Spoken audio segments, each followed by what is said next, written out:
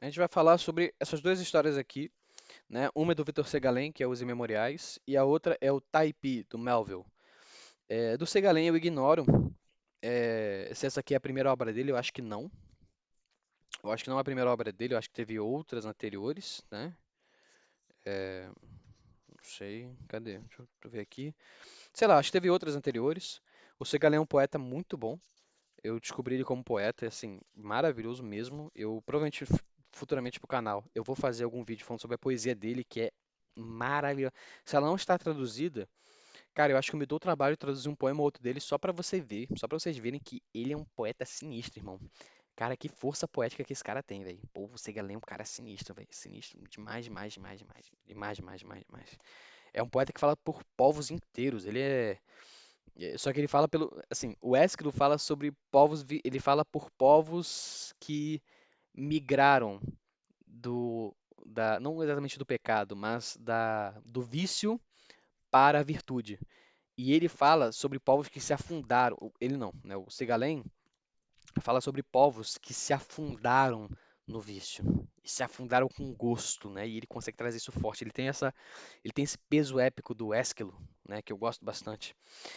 É, isso na poesia dele, assim, no romance dele também aqui nos Memoriais também, né? Les Immémoriaux, né? Também tem isso, mas a poesia dele é forte, cara, é forte demais, velho. Enfim, futuramente eu faço um vídeo sobre isso.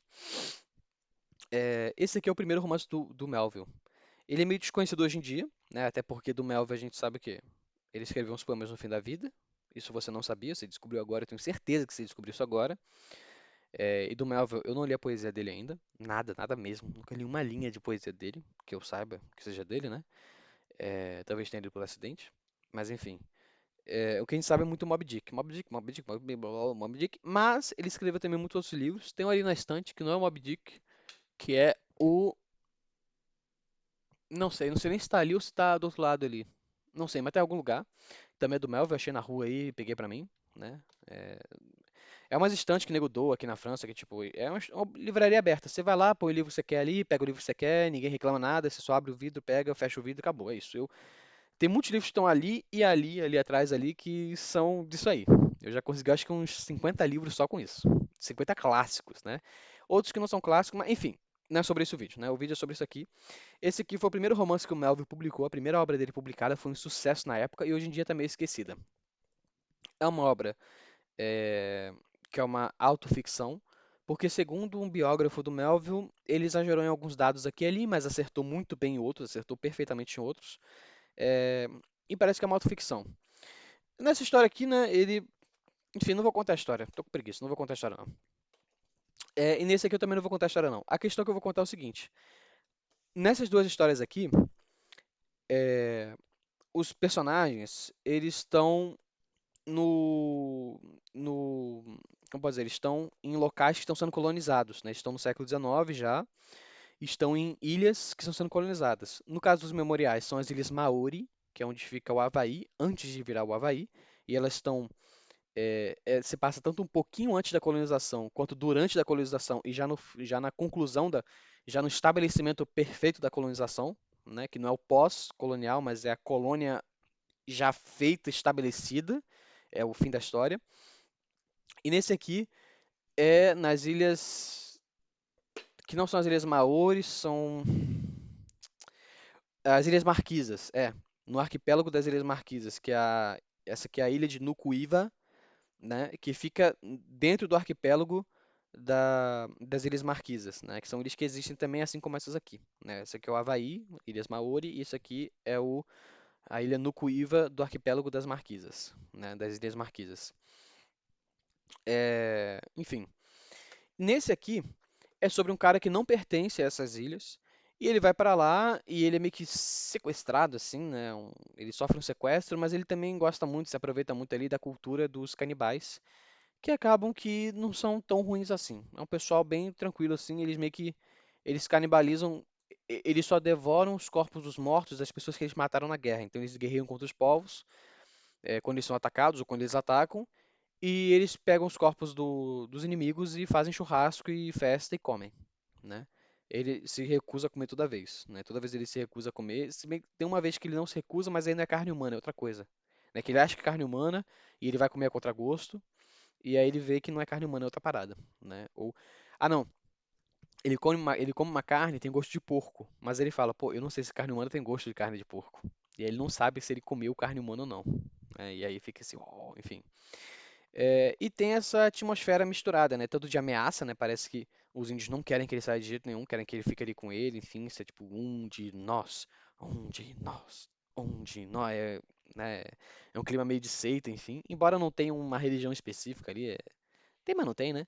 É, mas é uma história muito mais sobre um descobrimento, né, de uma nova sociedade que funciona bem diferente. É uma sociedade muito familiar, né? Ele é tratado como um membro de uma família, ele é protegido de si mesmo, protegido, né? Ele é sequestrado, ele é mantido em cárcere, mas ele também tem uma certas liberdades, ele consegue viver muita coisa boa ali, ele consegue viver muita coisa interessante, muita coisa que faz ele questionar a civilização ocidental, a civilização a qual ele pertence, a americana no caso, né? Porque eu lembro que o protagonista aqui é o próprio Herman Melville.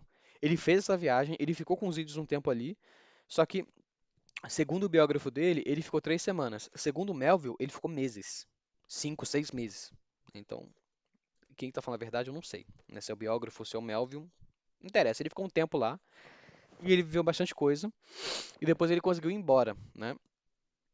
E ele vai contar uma série de personagens aqui pra gente, que são personagens realmente diferentes, sabe? Eles são. Tem um candor aqui, né? Tem a Faye Oae, né? Faye Oae, que é uma menina, uma moça, que é, que é muito bonita e tem uma candeza, assim, bem quase que de contos de fadas, né? A Faye Oae é uma personagem que existiu. E, segundo, né, outras pessoas que estudam esse período, a Faye Oae, essa mesma Faye Oae que aparece aqui, tem registros dela durante o período da colonização, durante o período que a ilha de Nukuíva foi completamente colonizada, porque aqui, nessa história, tem uma parte da ilha que não foi colonizada ainda, né? Que não foi de jeito nenhum colonizado, que é a parte que ele tá, que é com o povo canibal, que eu esqueci o nome desse povo, que é o... Esqueci o nome desse povo. Enfim, os Taipi, é o povo Taipi, enfim. O povo Taipi ainda não foi colonizado, não foi escravizado, enfim, não foi submetido ao, ao, aos impérios franceses, porque se não me engano são os franceses que estão tomando conta disso aqui. Não foi submetido aos americanos, franceses ou, sei lá, britânicos, enfim. E mas aí, né, tem os dados biográficos da Fayoaê, não que seja uma biografia dela, mas enfim, tem os dados biográficos dela em que tem uma moça chamada Fayoaê, que é muito bonita, muito jovem, assim como a que aparece aqui, tem o mesmo nome. E não tem nenhuma outra moça que chama Fayoaê no povo Taipi, né, nos dados biográficos, só ela que é Fayoaê. E é isso mesmo, é Fayoaê. Aqui, ó, F-A-I com um trema, né, um I, não trema, é um I com dois pontinhos, A-O-A-H-E. Faeoaê. É, é bem vogal o nome da mulher. Tem o A, I, A, O, A. E o H que é mudo e o E. Então você tem 6 vogais em sequência. E só uma consoante que é o F, né? Então é Faeoaê. É direto vogal. E o H que tá ali, que é uma consoante, não faz som de consoante. Então o H quase conta como uma vogal, ele vai de 6 para 7 praticamente. Só que a sétima, né, que é a sexta, na verdade, que é o H, ela é muda, né? Então seriam 6 sons vogais, né? Faeoaê. É, E tem o Cory Cory também, mas enfim, né? Não é sobre os personagens, é mais sobre ela, contar aqui, né? Que ela,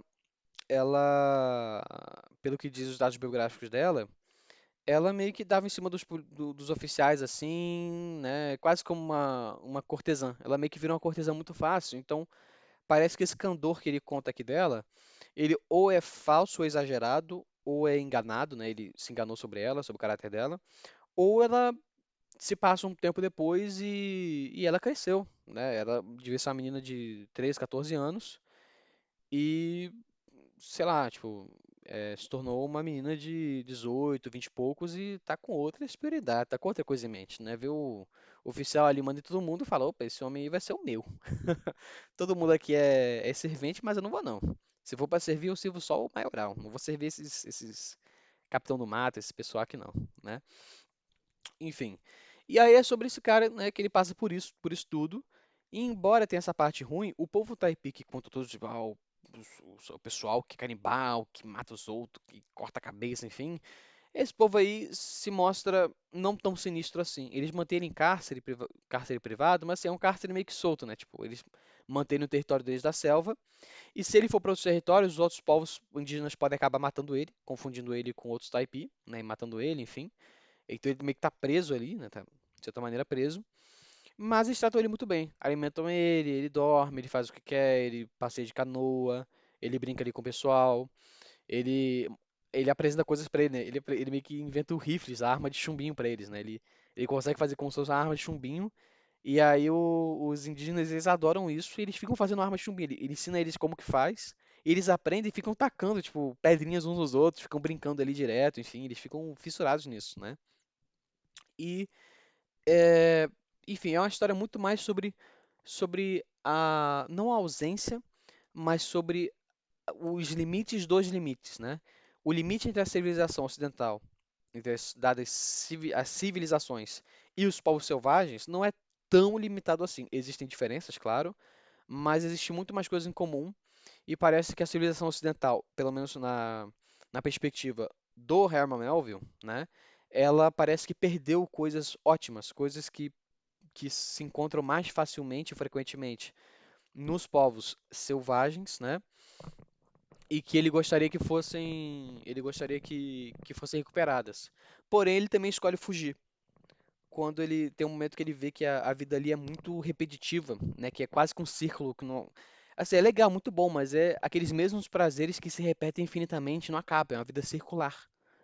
É uma vida que não. Que é a mesma coisa sempre. Porque são várias coisinhas, mas depois que ele se acostuma, ele fala: Caraca, eu preciso sair daqui, velho. Eu tô com saudade de novidade, de explorar mais coisas. Esse povo aqui, ele é um povo que parece que parou no tempo. Eu não quero parar no tempo. Eu tô afim de, sabe, de aventura, enfim. Tanto que ele só vai parar aí porque ele tá afim de aventura, né? O Herman Melville foi um cara que se aventurou muito na vida, né?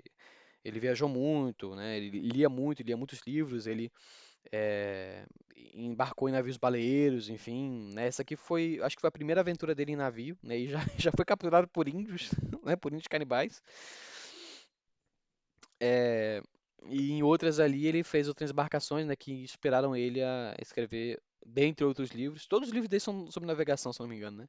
Tirando a poesia dele, tudo dele é sobre navegação, sobre aventuras no mar. E tem o famoso Moby Dick, né? Que é inspirado nas viagens dele em baleeiro, se não me engano, em uma viagem específica, né? Que ele viajou no baleeiro, enfim, e aprendeu muitas coisas, né? E sobre leituras que ele faz também. Sempre foi um cara que leu muito, né? Enfim, aqui já está feito pelo Taipi. Já nesse aqui, nos Imemoriais, ele vai contar sobre é também sobre os limites dos limites, é também sobre a não tão grande diferença entre os povos selvagens e os povos civilizados, porém, é um aspecto ruim, né? Se aqui ele vai falar das partes boas dos selvagens e das partes boas do Ocidente, né? Porque o Ocidente seria a cultura, né? A literatura, a tecnologia e a novidade, né? O progresso, assim, por assim dizer. E a parte boa dos indígenas é aquela paz, aquela tranquilidade, aquela facilidade, aquela vida mais fácil, mais tranquila, mais bonita, né? Aquela vida mais cândida, né? Embora tenha lados negativos de um para o outro, né? Que ele fala, pô, esse povo canibal aqui, esse povo, tudo bem, eles devoram a carne de seres humanos depois que eles matam, mas assim, porra, né? A civilização ocidental mata pra cacete, assim, mata muito e sequer come, né? Sequer mata pra comer, né? E aqui eles também não matam pra comer, eles matam e comem. Mas eles não matam para comer, eles não estão, tipo, caçando pessoas pra comer elas, não.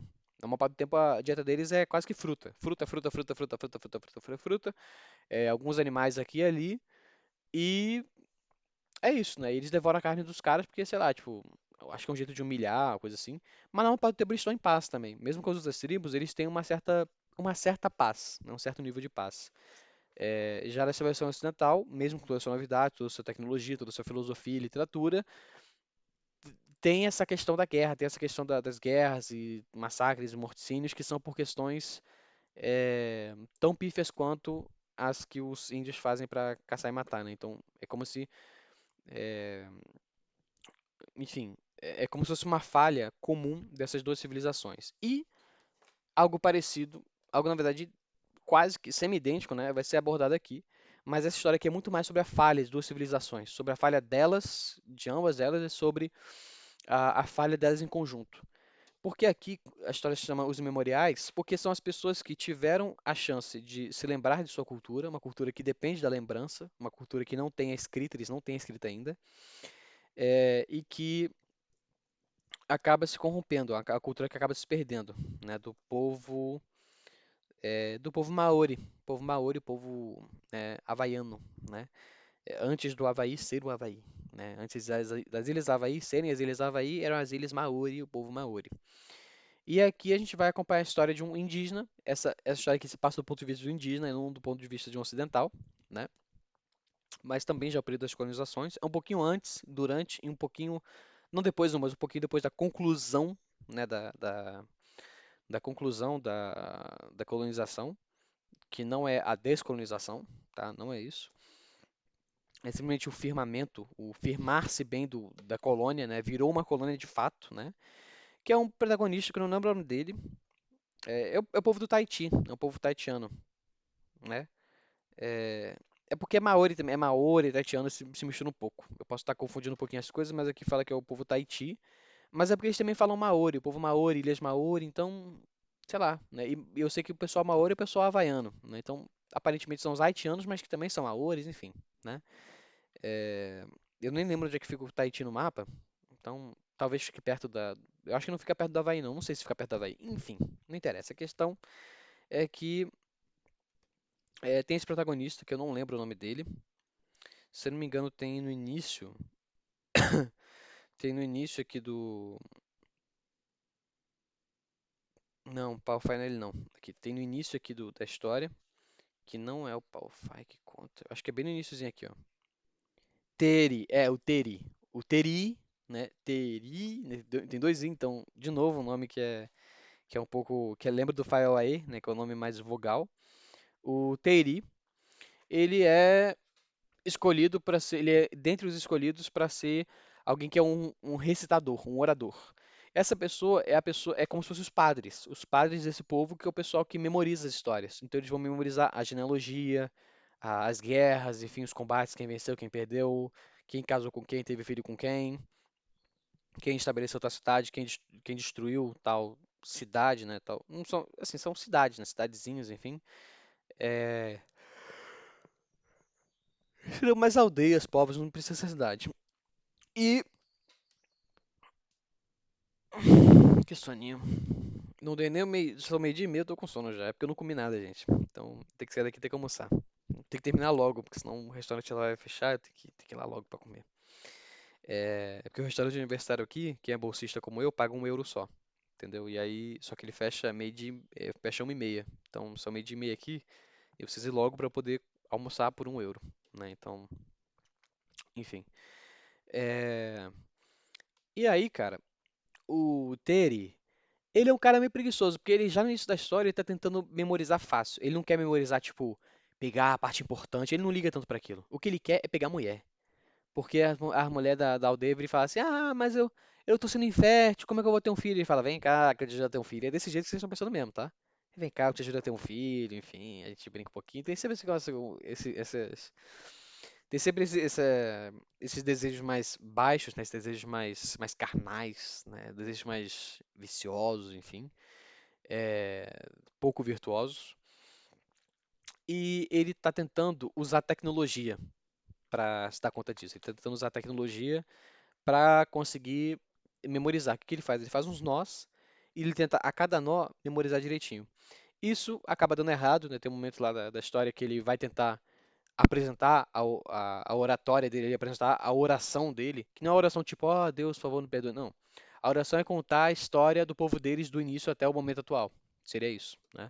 E ele vai fazer isso, vai fazer essa oração, essa recitação, e, e ele falha. Tem uma hora que ele trava ali, fica assim, ele não sabe falar, e aí o pessoal fala, ah, que vergonha, isso aqui é babá, enfim. E aí começa a aparecer, ele começa a procurar, né? Ele começa a fazer uma viagem pelas Ilhas Maoreli, pelas Ilhas Tahitianas, para conseguir lembrar-se das histórias, enfim, porque os mestres ali dele foram embora ou algo assim, ou não se lembram mais direito. Ele vai encontrando um monte de gente e vai vendo que não é só ele que não se lembra, é uma pocada de gente que não se lembra direito, ou quando essas pessoas se lembram, ele não presta atenção.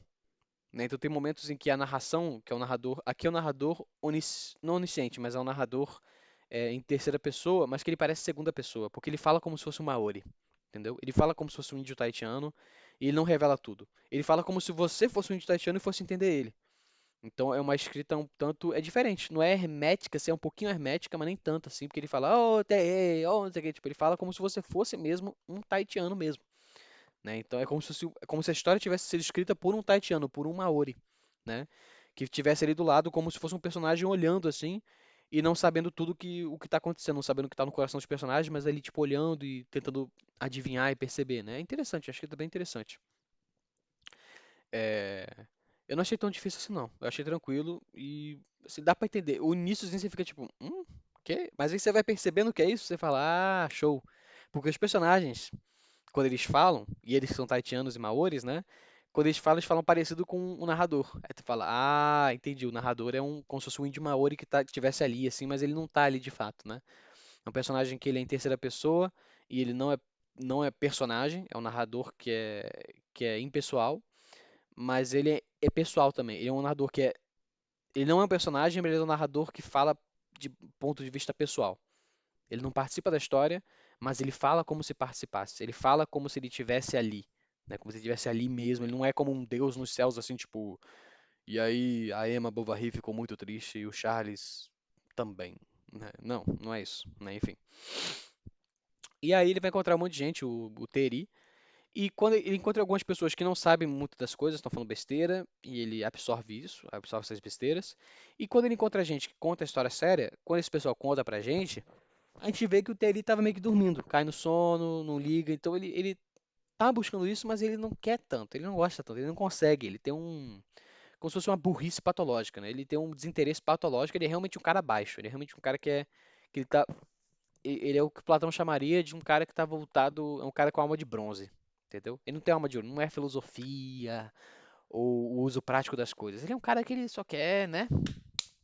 Ele quer viver bem e chapuletar as indiazinhas, né? Ele também é índio, tá, gente? Mas enfim, ele quer fazer isso, pô. Quer fazer isso aí. Ele quer ajudar as suas coabitantes indígenas a se tornarem mais férteis. É isso que ele quer fazer, né? De um jeito que vocês imaginam como é que é. E acaba que o Terry, ele entra em contato com o cristianismo católico, né? Enfim, que alguns chamariam de catolicismo, né, de heresia católica, enfim. E aí, se é isso ou não, discutam nos comentários, sejam fervorosos, defendam ou ataquem a fé católica e discutam muito, né? Enfim. E aí acaba que ele vai aprendendo sobre o cristianismo, só que ele aprende só certas partes, entendeu? Ele também não aprende muito bem. Só que aí o padre que está orientando ele, né, que está catequizando ele, o padre leva isso como de boa. O padre fala, não, tá tranquilo, tipo, você aprendeu só o básico aqui, aprendeu meio ferrado aqui, mas contanto que você não acabe ferindo os dogmas da Santa Igreja, né, e as interpretações oficiais, se você entende ou não, tanto faz, dane-se, né.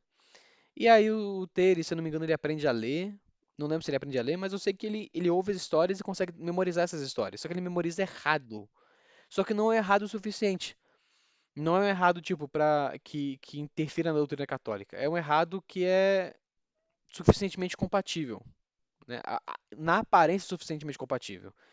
E aí tem um pessoal do povo dele, né, do povo Maori, que tenta cair numa doutrina pagã, herética, né, que recusa, né, lembra muito o Evangelho de Miriam, o Evangelho de Miriam de Magdala, que é um evangelho que é apócrifo e que é atribuído a ela. Se foi ela que escreveu ou não, outra coisa.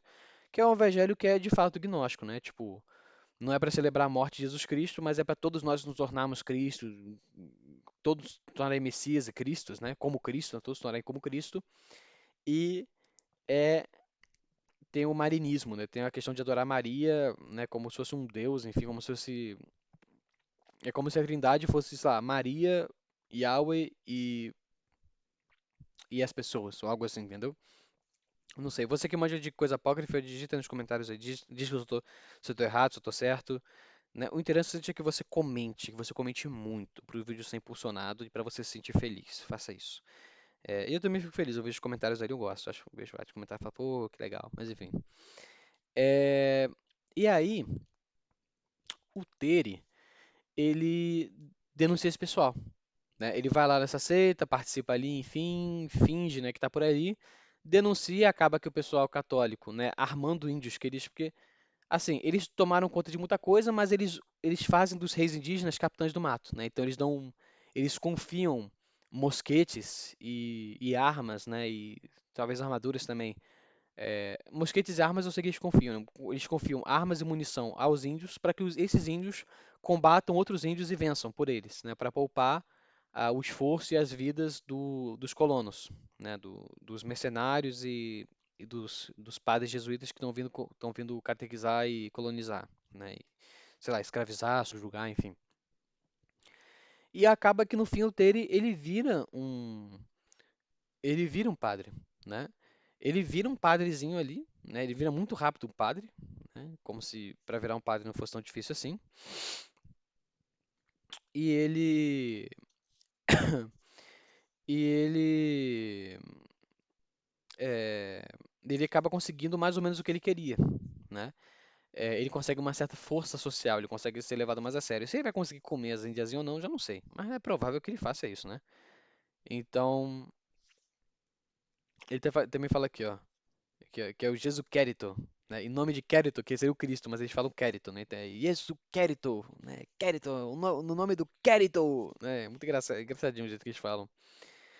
É, E aí acaba que o cristianismo vence, mas de uma maneira terrível, né? Então essa história aqui, ela é muito sobre a... Cadê? Essa história aqui é muito mais sobre a colonização de um povo corrompido, né? Porque dá pra entender que o Segalém parece que ele é contra o catolicismo. Se ele é contra o cristianismo, eu não sei, mas ele é contra o catolicismo. Isso dá pra ver que é claro, né? Ele não gosta, ele é bem anti-eclesiástico.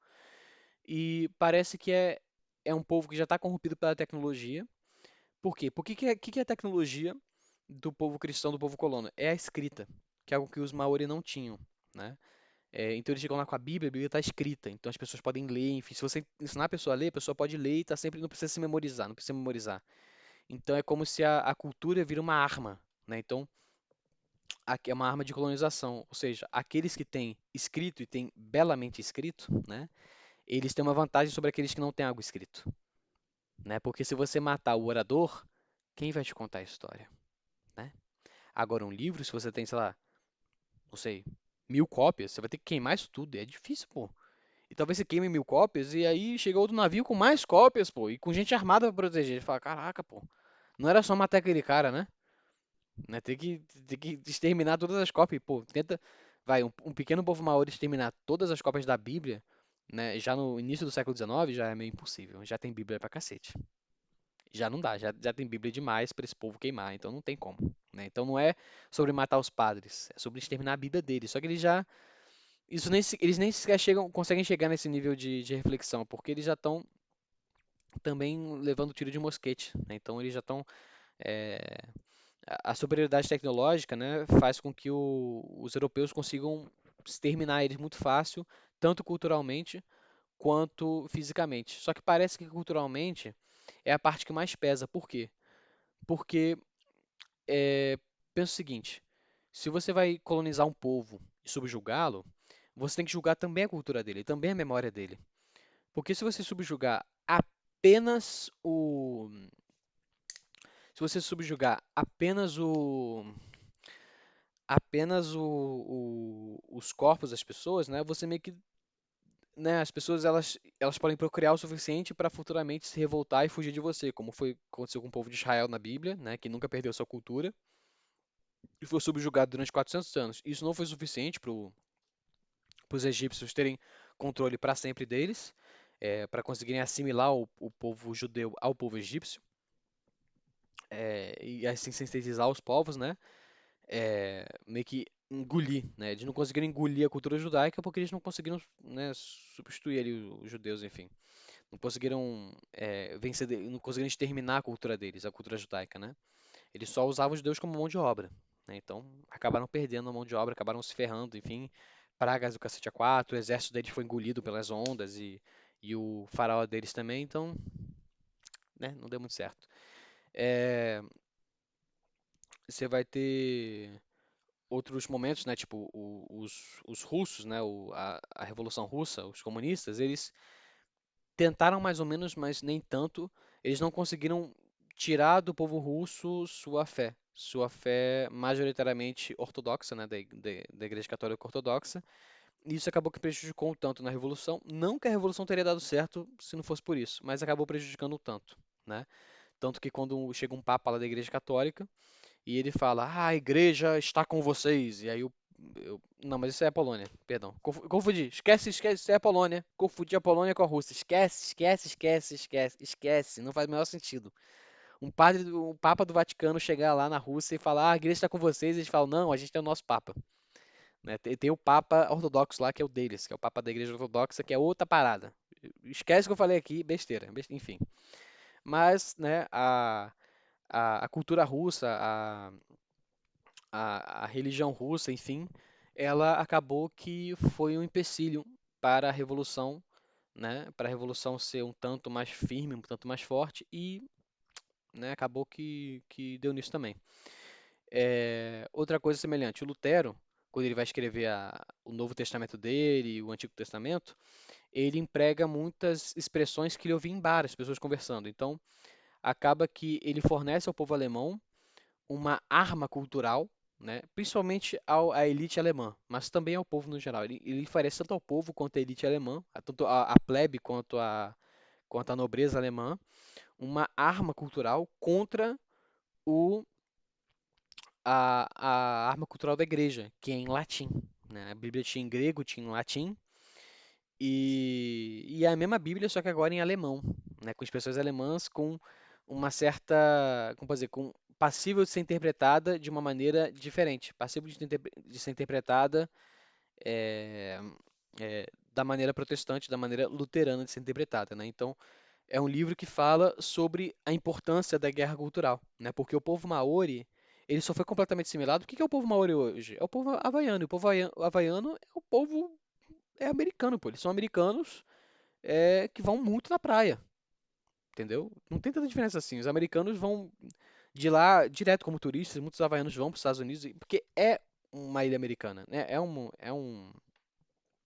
ilha americana, enfim, é um conjunto de ilhas, é um arquipélago americano, né? O povo de Tahiti também. O Tahiti hoje em dia, se não me engano, já é emancipado, mas ainda assim já não é o que era antes.